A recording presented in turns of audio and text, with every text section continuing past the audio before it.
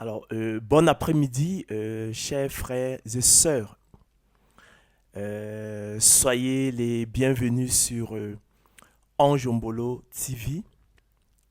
Comme toujours, c'est un réel plaisir pour moi de venir à vous, afin qu'ensemble nous nous rendions au pied du Seigneur Jésus-Christ pour partager le pain de vie, la parole de Dieu, la bonne nouvelle de l'élection de la grâce, la bonne nouvelle de la prédestination des élus de Dieu au salut. Je me lasse point, chers frères et sœurs, de vous enseigner les mêmes choses. Et comme dirait l'apôtre Paul, pour vous, cela est salutaire. Nous parlerons ce soir, cet après-midi encore de l'élection de la grâce, nous parlerons de prédestination des élus de Dieu au salut. En l'occurrence, nous allons répondre à la préoccupation d'une téléspectatrice de Anjombolo TV suite à sa réaction à l'issue de la dernière émission. Elle qui posait les difficultés qu'elle avait effectivement à s'approprier par l'entendement et la foi de l'élection de la grâce, parce que, expliquait-elle pour elle, l'élection de la grâce et la prédestination des élus de Dieu au salut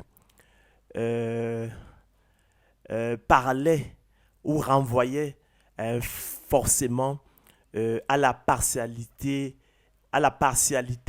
effectivement de Dieu, ce qui pour elle était injuste, hein, et il ne devrait pas en être ainsi. Ma mission, effectivement, c'est de répondre effectivement à vos questions pour vous accompagner effectivement dans le processus d'appropriation par l'entendement et la foi de votre élection divine. Donc nous allons donc prendre le temps cet après-midi d'y apporter, de répondre à cette préoccupation, d'apporter des éléments de réponse à cette préoccupation afin que par la grâce de Dieu, que ces obstacles puissent être levés et que notre téléspectatrice puisse, par la foi et l'entendement, s'approprier de son élection divine, ce qui sera pour elle effectivement le couronnement du don de la foi. Donc, nous parlerons donc cet après-midi, chers frères et sœurs, de la confusion, hein, des notions de partialité et d'injustice dans le cadre de l'élection de la grâce et de la dénégation du droit souverain de Dieu, hein, de faire effectivement de son bien ce qu'il veut. Ce qu'il faut comprendre, ce que derrière cette confusion, parce qu'il s'agit bien d'une confusion, derrière cette confusion de la notion de partialité de Dieu dans le cadre de l'élection de la grâce avec l'idée d'injustice, en filigrane, chers frères et sœurs, il se cache, hein, le problème de la dénégation, hein, du droit souverain de Dieu, hein, de faire de son bien ce qu'il veut. L'homme, effectivement, veut ignorer et nier à Dieu son droit souverain, hein, de faire de son bien, hein, ce qu'il veut.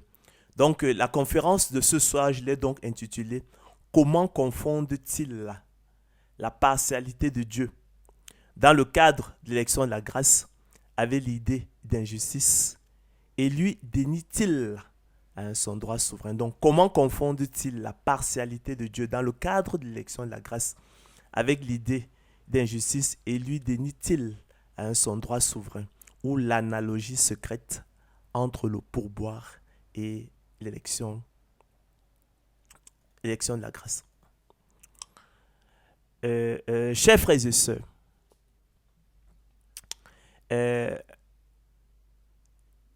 l'élection de la grâce Et la prédestination des élus de Dieu au salut procède du droit souverain de Dieu et de sa partialité. Lui qui, chers frères et sœurs, selon le bon plaisir de sa volonté, ne fait pas grâce et miséricorde à tous, mais à ses seuls élus. D'accord? Selon qu'il est écrit, je fais grâce à qui je fais grâce et miséricorde à qui je fais miséricorde. Je ferai miséricorde à qui je fais miséricorde et j'aurai compassion de qui j'ai compassion. Ainsi donc, écrit l'apôtre Paul. Cela ne dépend ni de celui qui veut, ni de celui qui court, mais de Dieu qui fait miséricorde. Ainsi, il fait miséricorde à qui il veut et il endurcit qu'il veut. Tu me diras, pourquoi blâme-t-il encore? Car qui est-ce qui résiste à sa volonté? Ô homme, toi plutôt. Qui es-tu pour contester avec Dieu? Le vase d'argile dira-t-il à celui qui l'a formé, pourquoi m'as-tu fait ainsi? Le potier n'est-il pas maître de l'argile pour faire avec la même masse un vase d'honneur et un vase d'un usage vil? Et que dire si Dieu, voulant montrer sa colère et faire connaître sa puissance, a supporté avec une grande patience des vases de colère formés pour la perdition, et s'il a voulu faire connaître la richesse de sa gloire envers des vases de miséricorde qu'il a d'avance préparés pour la gloire.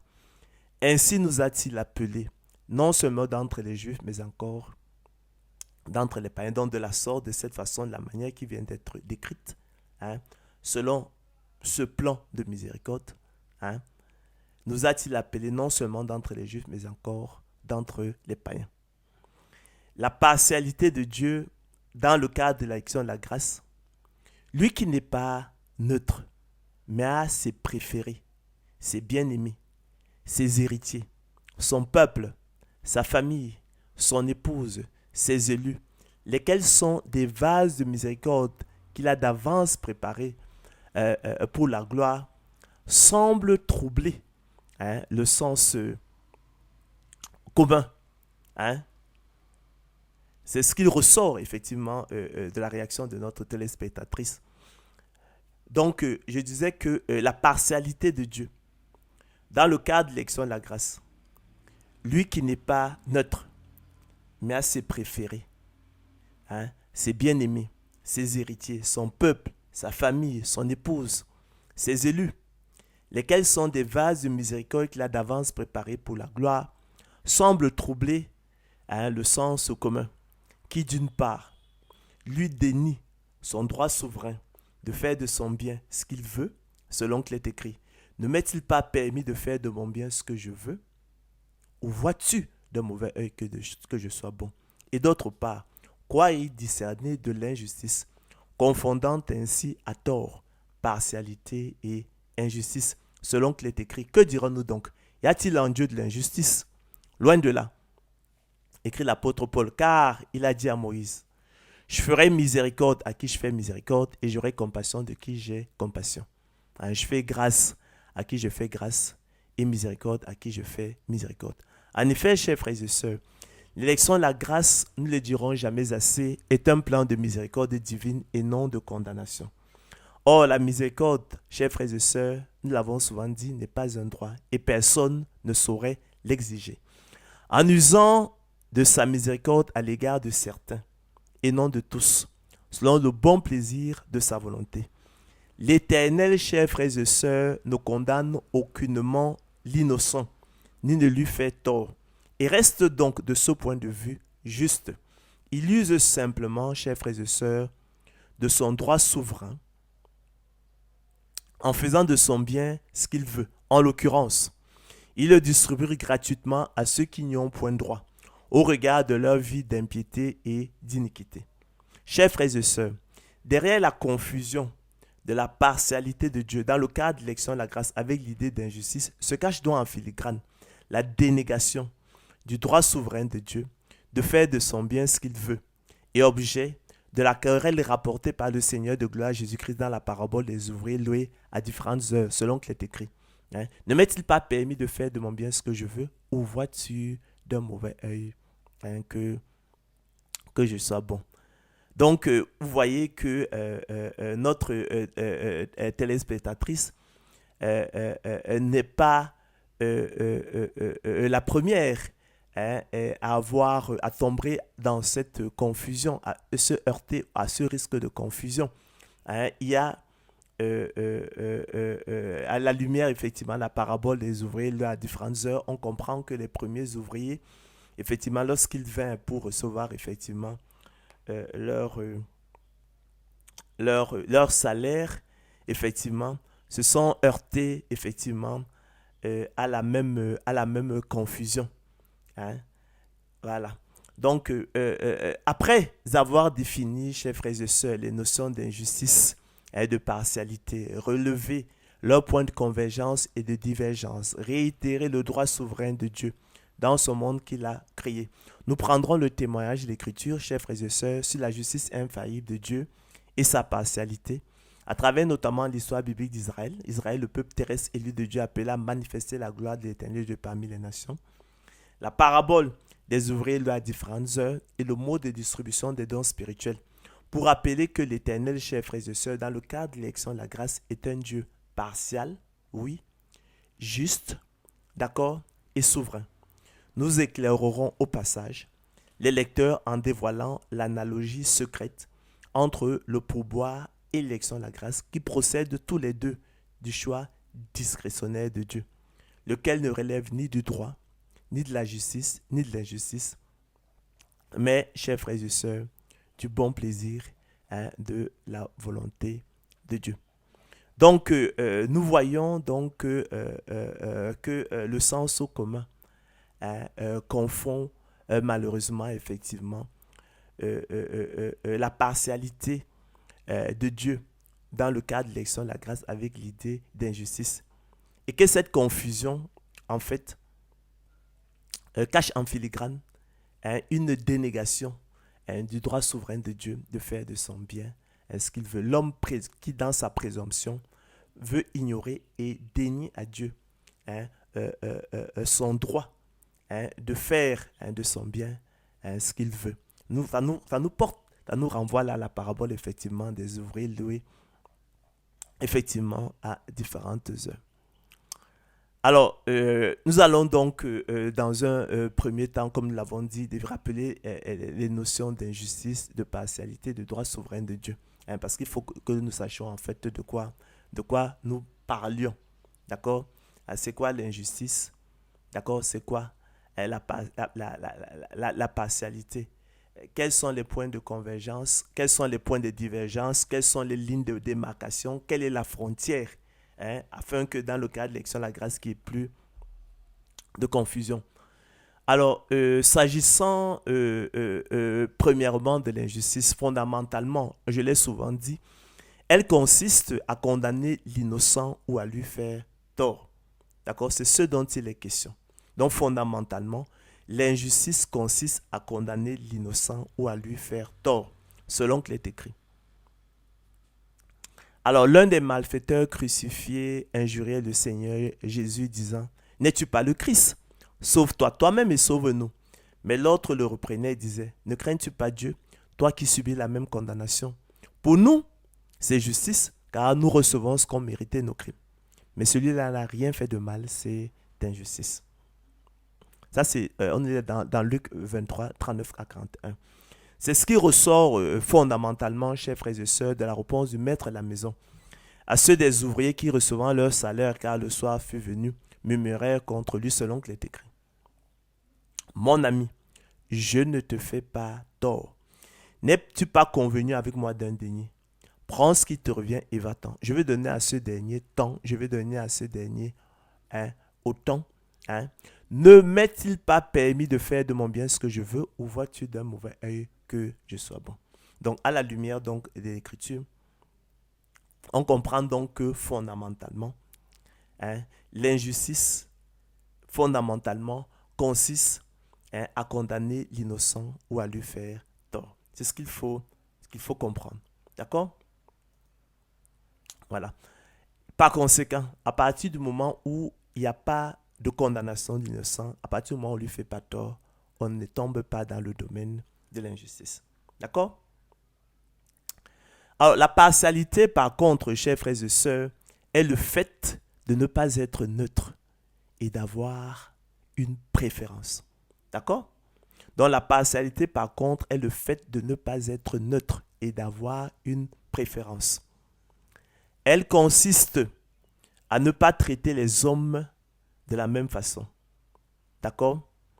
Elle se traduit aussi bien par les inégalités dans le traitement différentiel des hommes que par les inégalités entre les hommes. À la vérité, chers frères et sœurs, c'est une catégorie qui s'oppose dialectiquement à celle de neutralité, d'accord, et non à celle de justice. Pour autant qu'il ne soit pas question de jugement d'une personne au préjudice d'une autre, de condamnation de l'innocent ou de tort fait à celui-ci. Hein? Voilà donc effectivement hein, la frontière.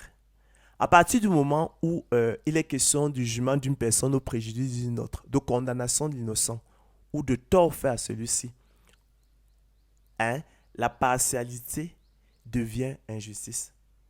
Mais tant qu'on ne franchit pas cette ligne-là, tant qu'il n'est pas question de jugement d'une personne au préjudice d'une autre, de condamnation de l'innocent ou de tort fait à celui-ci, hein, la partialité hein, n'est pas hein, opposée à la justice. La partialité n'est pas synonyme d'injustice. La partialité n'est pas injustice. Elle est simplement opposée à la neutralité. Il faut bien comprendre cela. Malheureusement, en confondant à tort les notions de neutralité et de justice, le sens commun confond et prend à tort la partialité pour de l'injustice. Or, il ne devrait pas en être ainsi. Tant qu'il n'est pas question, comme je l'ai dit précédemment, de jugement d'une personne au préjudice d'une autre, hein, de condamnation de l'innocent ou de tort fait à celui-ci. Ainsi, chers frères et sœurs, dans le cas de l'élection de la grâce, comme nous le verrons, l'Éternel reste et demeure un Dieu juste, qui ne condamne point l'innocent ni ne lui fait tort. C'est cela hein, dont il est question. C'est ce dont il est question, effectivement. Mais aussi un Dieu partial, qui n'est point neutre, mais a des préférences, des préférés, hein, dirons-nous, des bien-aimés, des héritiers, des chouchous, un peuple, des élus, une épouse, des héritiers, fait de son bien ce qu'il veut et ne traite point tous les hommes de la même façon. S'agissant, par contre, du droit souverain de l'Éternel Dieu, c'est une catégorie juridique qui nous est rapportée notamment dans le discours d'Élihu, fils de Barakel de Buz, de la famille de Ram, dans le livre de Job, qui se regardait comme juste et obscurcissait les voix de Dieu par des discours sans intelligence, en parlant sans les comprendre de merveilles qui le dépassaient et qui ne concevaient même pas. Le droit souverain de Dieu, chers frères et sœurs, renvoie à l'idée et à la réalité que sous le ciel, tout appartient à l'Éternel Dieu, qui, à ce titre, a donc la prérogative, le privilège, l'habilité, le pouvoir, la qualité, la possibilité, l'autorité, le droit, la capacité, la faculté, la toute-puissance et la permission de faire de son bien ce qu'il veut, selon son bon plaisir, n'étant débiteur de personne, ni ne lui ayant donné le premier pour en avoir à recevoir en retour, ni n'ayant connu sa pensée pour en être le conseil, et nul ne pouvant lui résister en face. C'est de lui, a écrit l'apôtre Paul, et pour lui que sont toutes choses. Car la terre est au Seigneur et tout ce qu'elle renferme, écrit-il dans sa première épître aux Corinthiens. À l'Éternel Dieu appartiennent les cieux et les cieux des cieux, la terre et tout ce qu'elle renferme, le monde et ceux qui l'habitent. Car il a fondé sur les mers et affermi sur les fleuves. C'est moi qui ai fait la terre, dit l'Éternel, les hommes et les animaux qui sont sur la terre. Par ma grande puissance et par mon bras étendu, et je donne la terre à qui cela me plaît, dit l'Éternel. Cette sentence, écrit Daniel, est un décret de ceux qui veillent. Cette résolution est un ordre des saints, afin que les vivants sachent que le Très-Haut domine sur le règne des hommes, qu'il le donne à qui il lui plaît et qu'il y élève le plus vil des hommes. Tous les habitants de la terre ne sont à ses yeux que néants, Il agit comme il lui plaît avec l'armée des cieux et avec les habitants de la terre. Et il n'y a personne qui résiste à sa main et qui lui dise, que fais-tu? Oh, chers frères et sœurs, que la majesté de Dieu est redoutable, dit Élu. Nous serions parvenus jusqu'au Tout-Puissant, grand par la force, par la justice, par le droit souverain. Il ne répond pas. C'est pourquoi les hommes doivent le craindre. Il ne porte les regards sur aucun sage. Et Élie dit, c'est l'Éternel, qu'il fasse ce qui lui semblera bon. Il s'agit donc, chers frères et sœurs, d'un principe abstrait de droit qui reconnaît à l'Éternel Dieu, dans son monde qu'il a créé, tous les droits, en vertu de sa position suprême, entendez, sa position de créateur et de maître de l'univers et de sa toute-puissance. C'est un principe, chers frères et sœurs, non seulement légitime, c'est-à-dire fondé en raison et conforme au bon sens et au droit naturel, mais également qui traduit la toute-puissance de l'Éternel Dieu et sa souveraineté. Parce que l'Éternel Dieu a créé toutes choses, qu'il est le Tout-Puissant. Et qu'il est au-dessus de toutes choses, alors naturellement, on lui reconnaît le droit légitime de faire de son bien ce qu'il veut selon son bon plaisir. C'est le droit du potier sur les vases d'argile, selon qu'il est écrit. Ô homme, toi plutôt, qui es-tu pour contester avec Dieu? Le vase d'argile dira-t-il à celui qui l'a formé, pourquoi m'as-tu fait ainsi? Le potier n'est-il pas maître de l'argile pour faire avec la même masse un vase d'argile et un vase d'un usage vil, écrit l'apôtre Paul, dans une question de rhétorique. Malheur à qui conteste avec son créateur, écrit le prophète Ésaïe. Vase parmi des vases de terre. L'argile dit-elle à celui qui la façonne, que fais-tu? Et ton œuvre, il n'a point de main. La parole qui fut adressée à Jérémie de la part de l'Éternel, la parole qui fut adressée à Jérémie de la part de l'Éternel en ces mots. Lève-toi et descends dans la maison du potier. Là, je te ferai entendre mes paroles. Je descendis dans la maison du potier, écrit le prophète Jérémie, et voici, il travaillait sur un tour. Un four probablement. Le vase qu'il faisait ne réussit pas. Comme il arrive à l'argile dans la main du potier, et il en refit un autre vase tel qu'il trouva bon de le faire. Et la parole de l'Éternel me fut adressée en ces mots. Ne puis-je pas agir envers vous comme ce potier, maison d'Israël, dit l'Éternel. Voici comme l'argile est dans la main du potier, ainsi vous êtes dans ma main, maison d'Israël, dit l'Éternel, par la voix du prophète Jérémie. Il s'agit donc, chers frères et sœurs, du droit de l'Éternel Dieu de faire de son bien ce qu'il veut, selon qu'il est écrit. Ne m'est-il pas permis de faire de mon bien ce que je veux? Demanda le maître de la maison. Où vois-tu d'un mauvais et que je sois bon? L'Écriture nous parle, la parole de Dieu nous parle. Elle anticipe sur toutes les questions que nous pourrions nous poser. Donc moi, je vous invite pour vous approprier de ces choses-là. Le secret, c'est de lire la parole de Dieu, de connaître Dieu. Lire la parole de Dieu, maîtriser les Écritures, parce qu'elles nous donnent les réponses à toutes ces questions qui sont de nature, effectivement, à constituer une pierre d'achoppement, un obstacle dans notre appropriation de notre élection divine, dans notre marche, effectivement, avec Dieu. Donc, alors maintenant que nous avons donc défini, effectivement, les notions d'injustice, de partialité et puis de droit souverain, l'Éternel Dieu, il me semble, et je pense qu'on ne va pas s'attarder dessus, que personne n'a de doute, effectivement, sur la justice infaillible de Dieu. D'accord?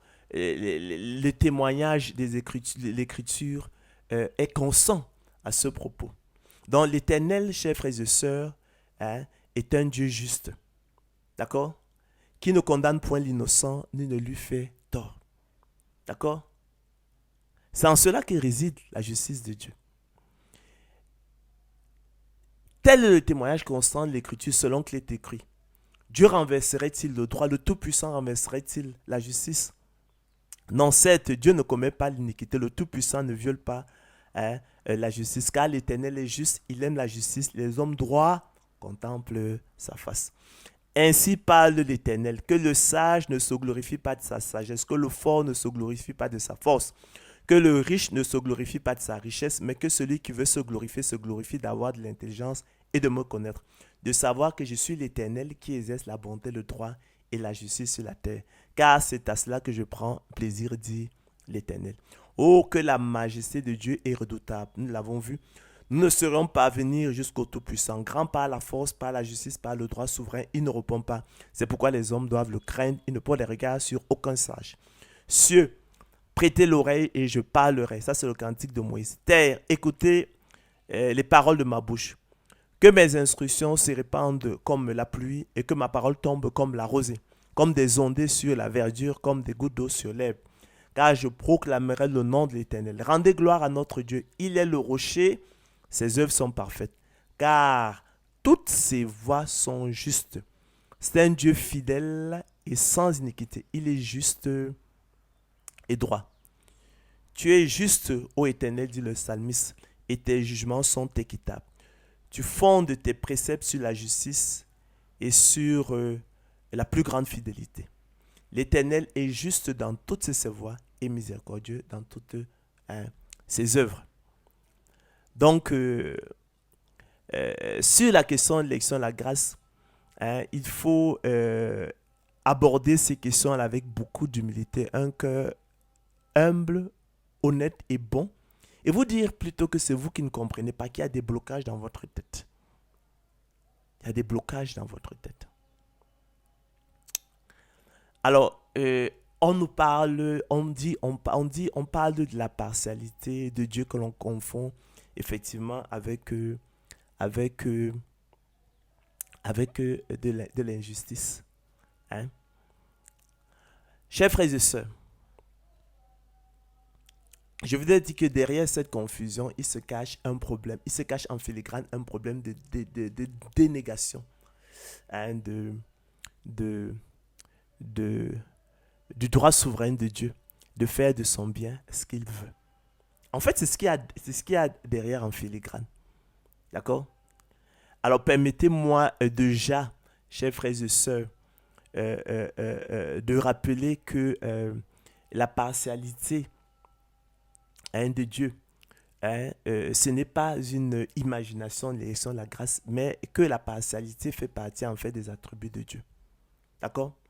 Donc, voulant ignorer, chers frères et sœurs, le droit souverain de Dieu et lui dénier son droit de faire de son bien ce qu'il veut. Selon qu'il est écrit, ne m'est-il pas permis de faire de mon bien ce que je veux, ou vois-tu d'un mauvais œil que je sois bon?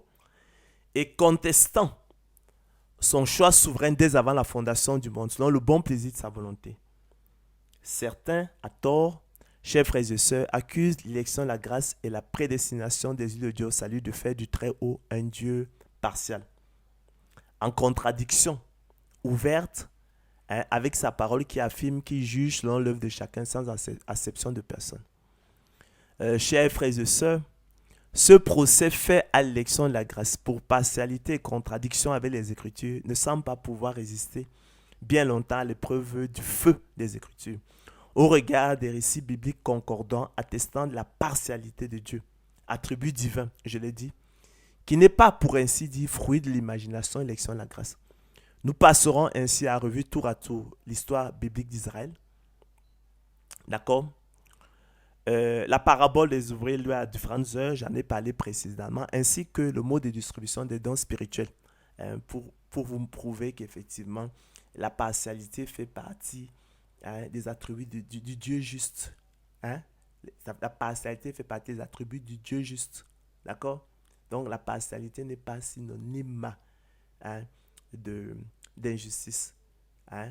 Je dis qu'il faut bien déterminer la ligne de démarcation. Hein? Tant qu'il ne s'agit pas de jugement d'une personne au préjudice d'une autre, tant qu'il ne s'agit pas de condamnation de l'innocent ou de tort fait à celui-ci, d'accord? On ne peut pas assimiler partialité à injustice. La partialité ne s'oppose pas à ce moment à l'injustice, elle s'oppose simplement dialectiquement à la neutralité. Ça veut simplement dire effectivement on n'est pas neutre, mais effectivement on a des préférences. Et c'est notre droit. Alors, on va parler donc d'Israël, hein, le peuple terrestre élu de Dieu, appelé effectivement à manifester la gloire de l'Éternel Dieu parmi les nations. Euh, le Père céleste, je vous l'apprends rien, chers frères et sœurs, use envers Israël, la grande rebelle et prostituée, d'une bienveillance complaisante qui témoigne bien de sa partialité envers ses élus selon qu'il est écrit. Et nous sommes là dans Ésaïe 43, 1 à 7. Ainsi parle maintenant l'Éternel qui t'a créé, ô Jacob. Celui qui t'a formé, ô Israël. Ne crains rien, car je te rachète. Je t'appelle par ton nom, tu es à moi. Si tu traverses les eaux, je serai avec toi. Et les fleuves, ils ne te submergeront point. Si tu marches dans le feu, tu ne brûleras pas et la flamme ne t'embrasera pas. Car je suis l'Éternel, ton Dieu, le Saint d'Israël, ton Sauveur. Attendez l'oreille maintenant. Je donne l'Égypte pour ta rançon, l'Éthiopie et Saba à ta place, parce que tu as du prix à mes yeux et parce que tu es honoré et que je t'aime. Je donne des hommes à ta place et des peuples pour ta vie. Hein, vous n'appelez pas ça la partialité? Ne crains rien, car je suis avec toi. Je ramènerai de l'Orient ta race et je te rassemblerai de l'Occident. Je dirai au septentrion, donne et au midi, ne retiens point. Fais venir mes fils des pays lointains et mes filles des extrémités de la terre, tous ceux qui s'appellent de mon nom et que j'ai créé pour ma gloire et que j'ai formé et que j'ai fait. Ça, c'est le statut d'Israël, ça, c'est le statut des lieux, c'est le statut du peuple, c'est le statut des héritiers de Dieu. D'accord? Voilà, c'est le statut de l'épouse de l'agneau. Dans le même sens, chers frères et sœurs, ce n'est pas tout. En confiant à un moment donné de son ministère terrestre à une femme cananéenne qui implorait sa pitié pour sa fille cruellement tourmentée par le démon, qui n'avait été envoyée qu'aux brebis perdues de la maison d'Israël. Le Seigneur de gloire Jésus-Christ nous révélait clairement les voies de Dieu et sa partialité envers ses chouchous. D'accord? Selon qu'il est écrit. Et nous sommes là, chers frères et sœurs, dans Matthieu 15, 21 à 28. Jésus étant parti de là, se retira dans le territoire de Tyr et de Sidon. Et voici une femme cananéenne qui venait de ces contrées lui cria. Aie pitié de moi, Seigneur, fils de David. Ma fille est cruellement tourmentée par le démon. Il répondit. Ouvrez les oreilles. Je n'ai été envoyé qu'aux brebis perdues de la maison d'Israël. Ce n'est pas de la partialité, ça. Mais elle vint se prosterner devant lui, disant, Seigneur, secours-moi. Il répondit, il n'est pas bien de prendre le pain des enfants et de le jeter aux petits chiens. Donc, il y a ces enfants, il y a les enfants de Dieu, il y a les petits chiens. Ce n'est pas moi qui le dis. Oui, Seigneur, dit-elle, mais les petits chiens mangent les miettes qui tombent de la table de leur maître. Alors Jésus lui dit, femme, ta foi est grande, quitte-toi, fais comme tu veux. Et à l'heure même, sa fille fut guérie. Bien plus, chers frères et sœurs, écoutez à présent les instructions étonnantes que le Seigneur de gloire Jésus-Christ donna aux 12 apôtres pour leur mission, selon qu'il est écrit. Et nous sommes là, dans Matthieu 10, 1 à 8. Puis, ayant appelé ses 12 disciples, il leur donna le pouvoir de chasser les esprits impurs et de guérir toute maladie et toute infirmité. Voici les noms des 12 apôtres. Le premier, Simon, appelé Pierre, et André son frère, Jacques fils de Zébédée et Jean son frère, Philippe et Barthélemy, Thomas et Matthieu le publicain, Jacques fils d'Alphée et Thaddée, Simon le Cananite et Judas l'Iscariote, celui qui livra Jésus. Tels sont les 12 que Jésus envoya après leur avoir donné les instructions suivantes. N'allez pas vers les païens et n'entrez pas dans les villes des Samaritains. Allez plutôt vers les brebis perdues de la maison d'Israël. Allez prêcher et dites, le royaume des cieux est proche. Guérissez les malades, ressuscitez les morts, purifiez les lépreux, chassez les démons. Vous avez reçu gratuitement, donné gratuitement. Relevons également, chers frères et sœurs, que la conversion de Saul de Tarse, l'apôtre Paul, l'apôtre des païens, chargé d'annoncer le Fils de l'homme, la bonne nouvelle parmi les païens, survint sur le chemin de Damas, après le ministère terrestre du Christ. Ainsi, chers frères et sœurs, la partialité divine est donc indéniable. La partialité du Dieu juste est donc indéniable. Vous posez un faux problème parce que vous n'avez pas lu les Écritures. Selon qu'il est écrit, nous sommes là dans le Psaume 149, versets 19 à 20. Il révèle sa parole à Jacob, ses lois et ses ordonnances à Israël. Il n'a pas agi de même pour toutes les nations et elles ne connaissent point ses ordonnances. Donc, il révèle sa parole à Jacob, ses lois et ses ordonnances à Israël.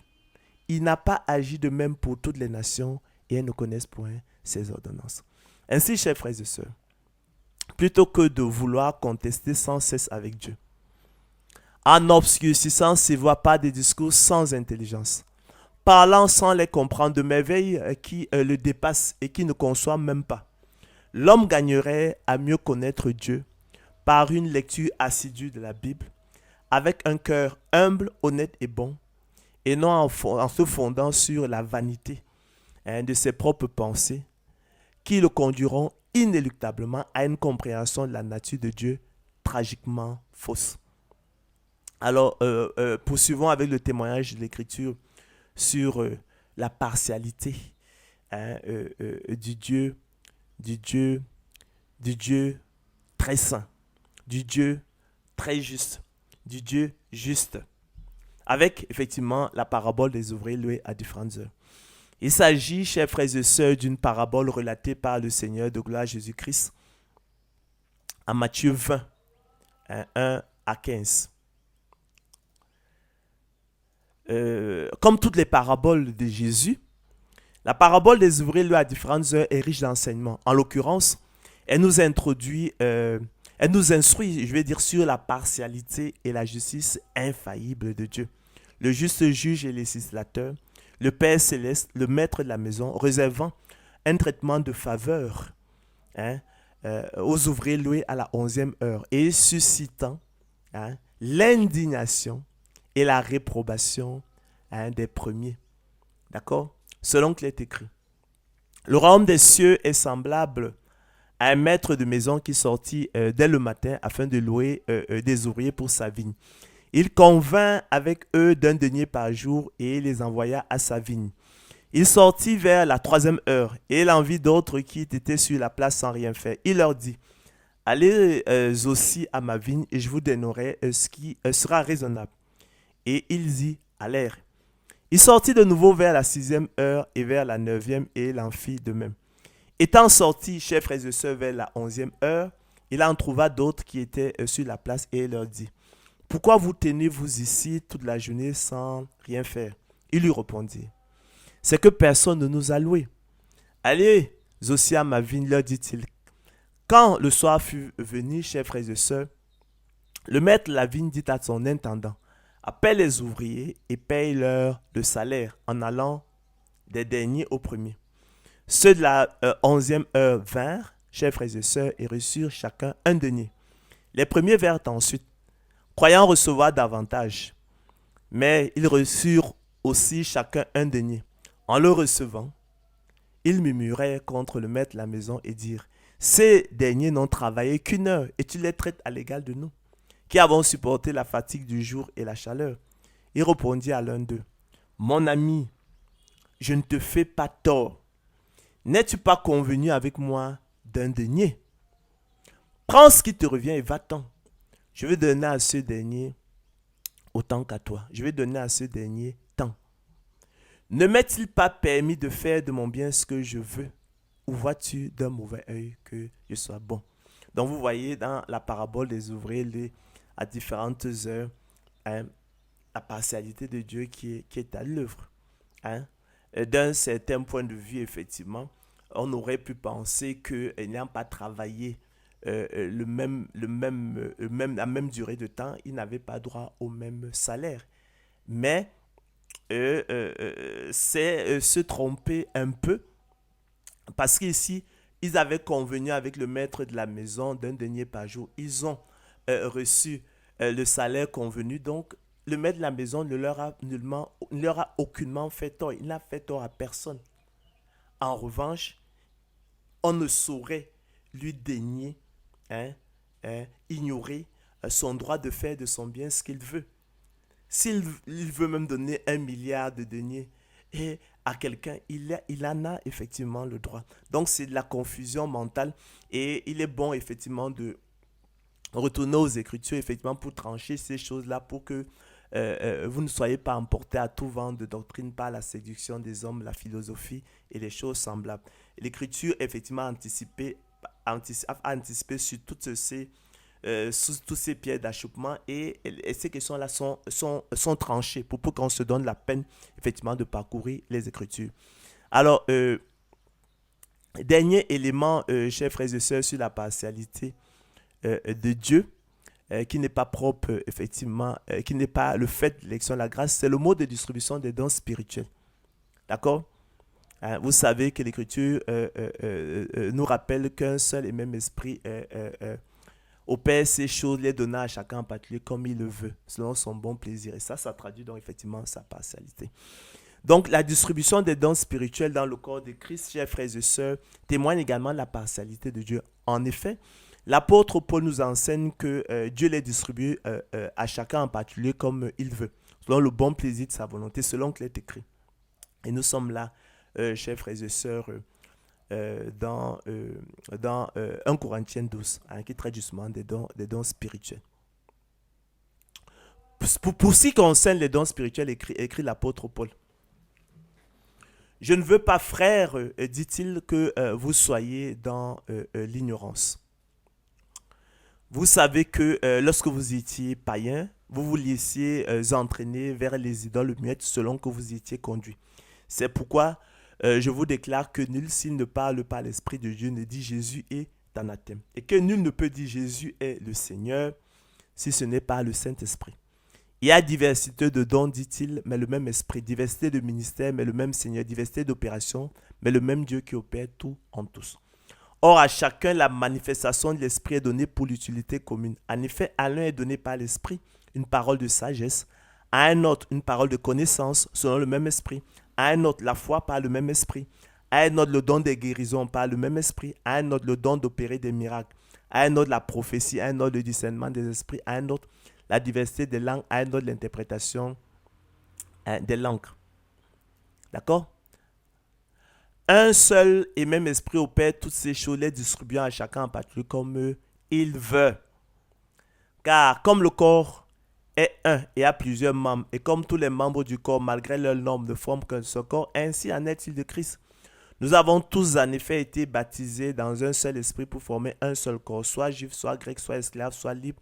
Et nous avons tous été abreuvés d'un seul esprit. Ainsi le corps n'est pas un seul membre, mais il est formé de plusieurs membres. Si le pied disait, parce que je ne suis pas une main, je ne suis pas du corps, ne serait-il pas du corps pour cela? Si l'oreille disait, parce que je ne suis pas un œil, je ne suis pas du corps, ne serait-il pas du corps pour cela? Si tout le corps était œil, où serait lui? S'il était tout ouïe, où serait l'odorat? Maintenant, Dieu a placé chacun des membres dans le corps comme il a voulu. D'accord? Si tous étaient un seul membre, où serait le corps? Maintenant, donc, il y a plusieurs membres et un seul corps. L'œil ne peut pas dire à la main, je n'ai pas besoin de toi, ni la tête dire au pied, je n'ai pas besoin de vous. Mais bien plutôt, les membres du corps qui paraissent être les plus faibles sont nécessaires. Et ceux que nous estimons les moins honorables du corps, nous les entourons d'un plus grand honneur. Ainsi, nos membres les moins honnêtes reçoivent le plus d'honneur, tandis que ceux qui sont honnêtes n'en ont pas besoin. Dieu a disposé le corps de manière à donner plus d'honneur à ce qui en manquait, afin qu'il n'y ait pas de division dans le corps, mais que les membres aient également soin les uns des autres. Et si un membre souffre, tous les membres souffrent avec lui. Et si un membre est honoré, tous les membres se réjouissent avec lui. Vous êtes le corps de Christ et vous êtes ses membres, chacun pour sa part. Et Dieu a établi dans l'Église premièrement des apôtres, secondairement des prophètes, troisièmement des docteurs, ensuite ceux qui ont le don des miracles, puis ceux qui ont le don de guérir, de secourir, de gouverner, de parler diverses langues. Tous sont-ils apôtres? tous sont-ils prophètes, tous sont-ils docteurs, tous sont-ils le don des miracles, tous ont-ils le don des guérisons, tous parlent-ils en langue, tous interprètent-ils. Chacun tient de Dieu un don particulier, l'un d'une manière, l'autre d'une autre. D'accord? Ok. Donc, à travers, donc, effectivement, euh, l'histoire biblique d'Israël, le traitement de faveur adressé à Israël, réservé à Israël, la parabole des ouvriers à différentes heures, ou encore le mode de distribution des dons spirituels. Hein. Nous voyons donc que lorsqu'on parle, la partialité n'est pas une invention, une élection, la grâce, mais c'est un attribut divin. D'accord? Alors, en raison, chers frères et sœurs, de la complexité de la question en débat, et pour mieux instruire encore le peuple de Dieu, qu'il me soit aussi permis de recourir à l'analogie secrète entre le pourboire et l'élection de la grâce, afin d'exposer de manière populaire et mécanique la confusion de la partialité de Dieu dans le cas de l'élection de la grâce avec l'idée d'injustice, et à laquelle, je l'ai dit, vient se greffer la dénégation du droit souverain de Dieu. Autrement dit, instruisons-nous à présent, chers frères et sœurs, par une comparaison tirée des pourboires. Les pourboires qui, comme vous le savez, sont laissés à la discrétion des clients et des visiteurs dans les restaurants, les hôtels, les cafés, les supermarchés et taxis. Quelle lumière à Dieu s'en dégage. C'est le même principe qui est à l'œuvre dans l'élection de la grâce, d'où l'analogie secrète entre le pourboire et l'élection de la grâce. Qu'est-ce qu'en effet qu'un pourboire, chers frères et sœurs? C'est la somme d'argent donnée par un client au serveur dans un café, un restaurant, en sus du prix demandé, exigé, convenu. C'est la somme d'argent remise à titre gracieux par le client à un travailleur salarié. L'adjectif gracieux signifie ici, chers frères et sœurs, qui est accordé à un sans être dû, sans que rien soit exigé en retour. Il ne s'agit, chers frères et sœurs, ni moins ni plus que d'un cadeau. Parce qu'il ne s'agit point d'un droit. Alors, chers frères et sœurs, le pourboire est naturellement laissé à la discrétion du client, c'est-à-dire au bon plaisir de sa volonté. Faut-il le souligner, chers frères et sœurs? Faut-il souligner, chers frères et sœurs, que ce dernier n'y est même pas tenu? C'est dire que le client pourrait même ne pas donner le pourboire ou en donner à l'un et non à l'autre, qui ne serait pas injuste pour cela. C'est dire que l'on évolue ici sur un terrain différent de celui de la justice et de l'injustice. C'est le domaine du bon plaisir de la volonté du client. Il en va de même, chers frères et sœurs, de l'élection de la grâce et de la prédestination des élus de Dieu au salut, qui constitue, vous le savez, un plan de miséricorde divine selon le bon plaisir de la volonté de Dieu. Nul n'y a droit et nul ne saurait l'exiger. Autant, chers frères et sœurs, l'on ne saurait parler de justice ou d'injustice dans le cas du pourboire. D'accord? Autant l'on ne saurait en parler dans le cas de l'élection de la grâce et de la prédestination des élus de Dieu au salut. C'est le domaine du bon plaisir. En condamnant, chers frères et sœurs, tout le genre humain à l'état ardent de feu et de soufre, l'Éternel leur verse leur salaire selon la loi, le principe, la règle. Selon qu'il est écrit, maudit quiconque n'observe pas tout ce qui est écrit dans le livre de la loi et ne le met pas en pratique. C'est l'équivalent de la somme due pour le service et les œuvres accomplies. Pour nous, c'est justice. Car nous recevons ce qu'ont mérité nos crimes, reconnus l'un des malfaiteurs crucifiés avec le Christ. En sortant quelques-uns, en l'occurrence, c'est ses élus, ses héritiers, son épouse, son peuple, sa famille. L'Éternel leur fait un cadeau que nul ne saurait exiger. C'est l'équivalent du pourboire, versé à titre gracieux en sus de ce qui est exigé. Pour nous, élus de Dieu, peuple de Dieu, c'est pourboire. En cela, chers frères et sœurs, il n'y a donc point d'injustice qui fondamentalement consiste à condamner l'innocent ou à lui faire tort. L'Éternel, nous ne le dirons jamais assez, est un Dieu juste qui ne condamne point l'innocent ni ne lui fait tort. Il fait simplement ici de son bien ce qu'il veut. Ainsi, autant Dieu n'aperçut point d'injustice dans le paiement des ouvriers loués à différentes heures par l'intendant du maître de la maison lorsque le soir fut venu, selon qu'il est écrit, mon ami, je ne te fais pas tort, prends ce qui te revient et va-t'en. Je veux donner à ce dernier tant. Ne m'est-il pas permis de faire de mon bien ce que je veux? Vois-tu de mauvais que je sois bon? Autant, chers frères et sœurs, il n'aperçoit point d'injustice à faire grâce et miséricorde à ses seuls élus. Selon qu'il est écrit, je fais grâce à qui je fais grâce et miséricorde à qui je fais miséricorde. Je ferai miséricorde à qui je fais miséricorde et j'aurai compassion de qui j'ai compassion. Ainsi, chers frères et sœurs, la justice de l'Éternel Dieu est infaillible. En effet, aux yeux de Dieu, tous ont péché et sont par conséquent privés de sa gloire. Nul ne cherche Dieu, la crainte de Dieu n'est pas devant nos yeux. En cela, il n'y a donc point d'injustice, tous étant dignes de l'état ardent de feu et de soufre. En revanche, il y aurait effectivement injustice de la part de Dieu s'il condamnait des innocents ou leur faisait tort. Selon qu'il est écrit, l'un des malfaiteurs crucifiait l'injurié disant, n'es-tu pas le Christ? Sauve-toi toi-même et sauve-nous. Mais l'ordre le reprenait et disait, ne crains-tu pas Dieu, toi qui subis la même condamnation? Pour nous, c'est justice, car nous recevons ce qu'ont mérité nos crimes. Mais celui n'a rien fait de mal, c'est injustice. Mais tel n'est pas le cas, vous le savez. L'Éternel est un Dieu juste, qui ne condamne point l'innocent ni ne lui fait tort. L'élection de la grâce procède, nous ne le dirons jamais assez, d'un plan divin de miséricorde et non de condamnation. Selon qu'il est écrit, je fais grâce à qui je fais grâce et miséricorde à qui je fais miséricorde. Je ferai miséricorde à qui je fais miséricorde et j'aurai compassion de qui j'ai compassion. Ne m'est-il pas permis de faire de mon bien ce que je veux ou vois-tu d'un mauvais œil que je sois bon? À cet égard, chers frères et sœurs, il est hautement significatif que dans toute sa parole, depuis le haut commencement, Dieu créa les cieux et la terre de Genèse 1:1a. Que la grâce du Seigneur Jésus soit avec vous tous, d'Apocalypse 22 à 21. L'Éternel Dieu n'est jamais dit, je condamnerai qui je condamnerai. Avec, dans cette occurrence, comme nous l'avons dit, le risque réel de condamner même l'innocent, ce qui procéderait de l'injustice, qui fondamentalement, comme indiqué précédemment, consiste à condamner l'innocent ou à lui faire tort. Mais il est plutôt écrit, et je fais grâce à qui je fais grâce et miséricorde à qui je fais miséricorde. Je ferai miséricorde à qui je fais miséricorde et j'aurai compassion de qui j'ai compassion. À cet égard, relevons même le soin que l'Éternel prend ici de préciser sa pensée en la prolongeant par une interprétation, une traduction, un commentaire, un développement, une explication comme pour bien indiquer que l'élection de la grâce procède non d'un plan de condamnation, mais bien plutôt d'un plan de miséricorde divine.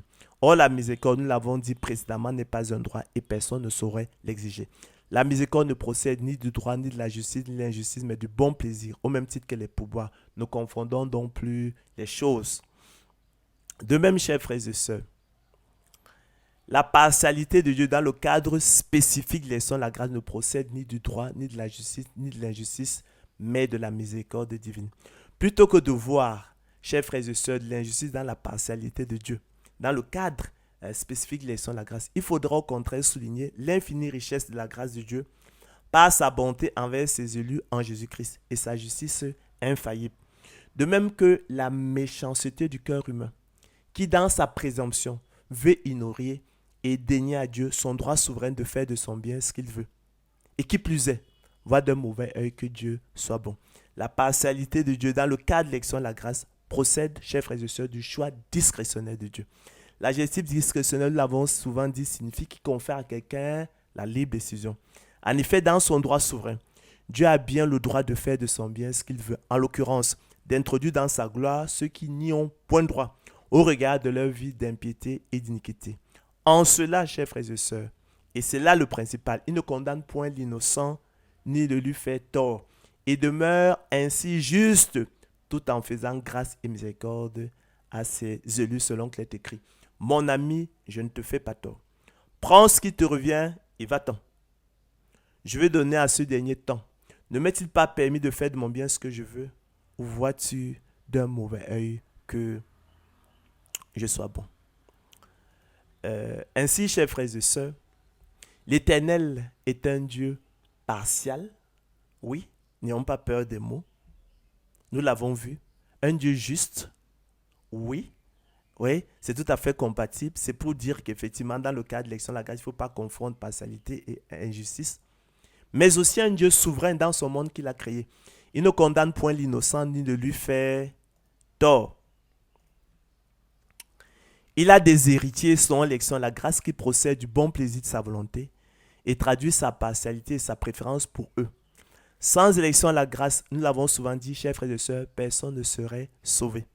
Aussi, chers frères et sœurs, ne confondons plus la partialité du Dieu juste dans le cadre spécifique de l'élection de la grâce avec l'injustice. En effet, Dieu renverserait-il le droit? Le Tout-Puissant renverserait-il la justice? Non, certes, Dieu ne commet pas l'iniquité, le Tout-Puissant ne viole pas la justice, car l'Éternel est juste, il aime la justice. Les hommes droits contemplent sa face. Nous sommes donc, chers frères et sœurs, parvenus au thème, effectivement, de notre conférence. Et j'espère que à travers, effectivement, la préoccupation de notre téléspectatrice et qui a donné lieu, effectivement, à la conférence, de cet après-midi, qui était intitulé Comment confondent-ils la partialité de Dieu dans le cas de l'élection de la grâce avec l'idée d'injustice et lui dénie-t-il son droit souverain. Nous espérons effectivement que nous avons pu balayer cette confusion qui pourrait naître dans votre esprit entre effectivement la partialité de Dieu que nous voyons à l'œuvre dans l'élection de la grâce avec l'idée d'injustice et en filigrane le problème de dénégation du droit souverain de Dieu de faire effectivement de son bien ce qu'il veut. D'accord?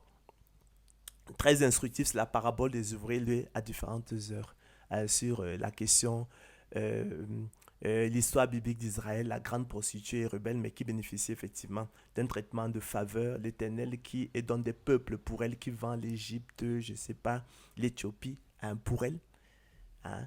Des déclarations étonnantes, le mode de distribution des dons spirituels, tout ça parle de la partialité de Dieu. Donc, il faut que nous connaissions Dieu. Et pour connaître Dieu, Dieu se révèle à nous dans les Écritures. Donc, il ne faut pas faire confiance à nos pensées, à la vanité de nos pensées qui ne nous conduiront qu'effectivement qu'à la ruine. Nous éloignerons de Dieu. Il faut plutôt lire les Écritures d'un cœur humble, honnête et droit.